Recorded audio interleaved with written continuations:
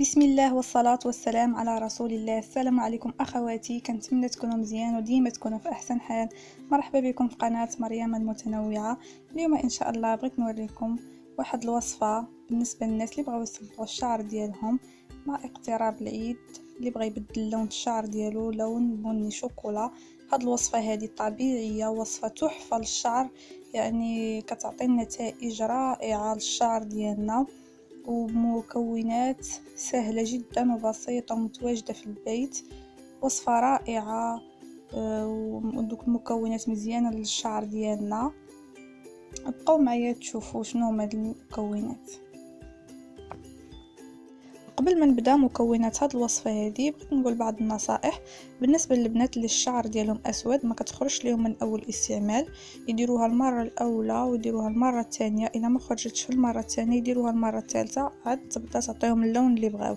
اما البنات اللي الشعر ديالهم فاتح، اللون ديال الشعر ديالهم فاتح، راه ملي كيديروها كتخرج ليهم من اول استعمال. عن التجربه ديالي يعني بالنسبه للبنات اللي الشعر ديالهم اسود ماشي يديروها ويقولوا ما خرجت لياش هاد الوصفه، يعاودوا يديروها، راه يعني وصفه مضمونه.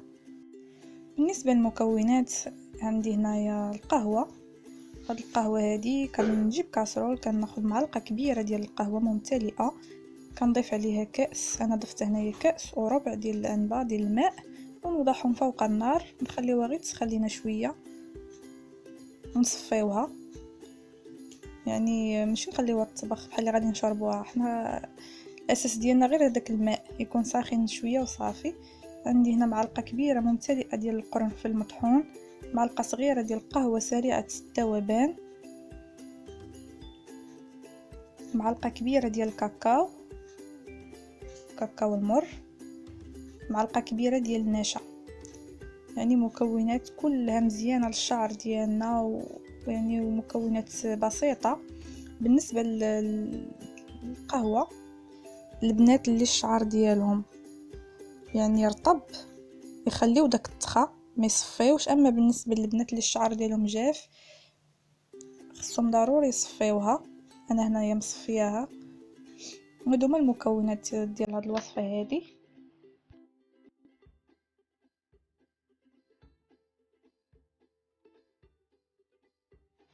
نبداو على بركه الله. كنجيب كاسرول، غادي نضيف اول حاجه كنضيف النشا،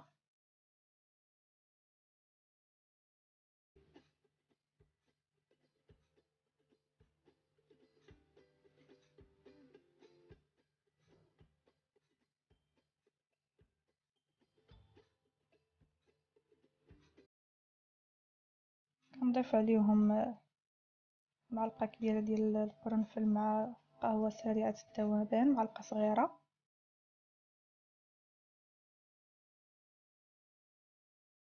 غادي نخلط هاد المكونات،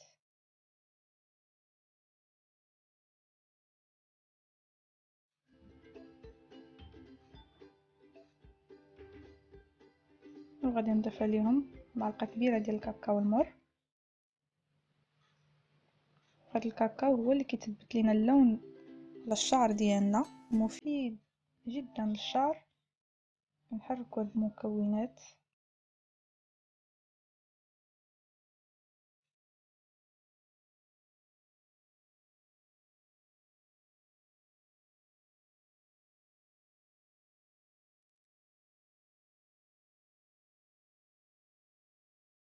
ومن بعد كنضيف كأس ديال القهوة.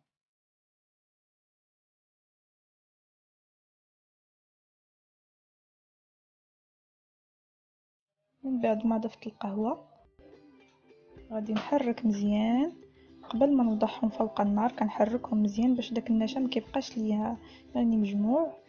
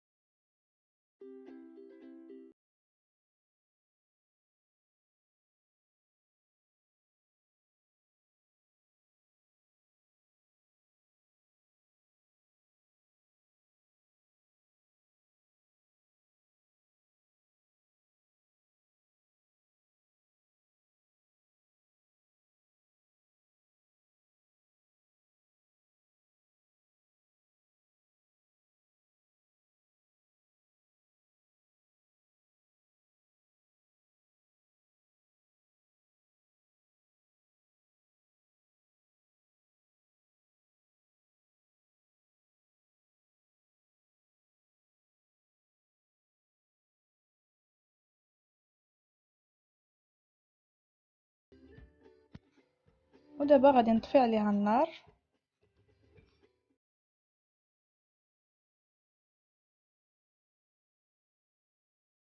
دابا حيدتها من فوق النار. هذا هو القوام اللي كنحصلوا عليه كما كتشوفوا. هذه هي الصبغه الرائعه للشعر الطبيعي. دابا غادي نصبها في شي اناء. بقاو معايا. وهذه هي صبغه الشعر اللي حصلنا عليها كيف ما كتشوفوا، بحال الصبغه الكيميائيه، نفس القوام ديال الصبغه الكيميائيه. نقولش لكم ريحه واعره بحال اللي غنصايبوا شي حلوى شي كيك. كيف ما كتشوفوا هذه هي الصبغه الطبيعيه للشعر، كتعطينا نتائج مرضيه رائعه وكتعطي كميه وفيره. هاد المكونات اللي درت بالنسبه لشعرهم طويل، اللي الشعر ديالهم قصير ينقصوا من المكونات. وصفه رائعه للشعر.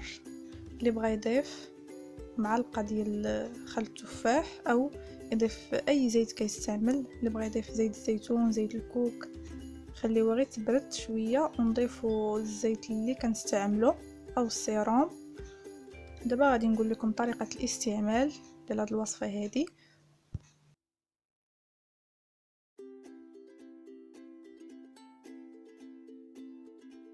دابا غادي نقول لكم طريقه الاستعمال ديال هاد صبغه الشعر الطبيعيه.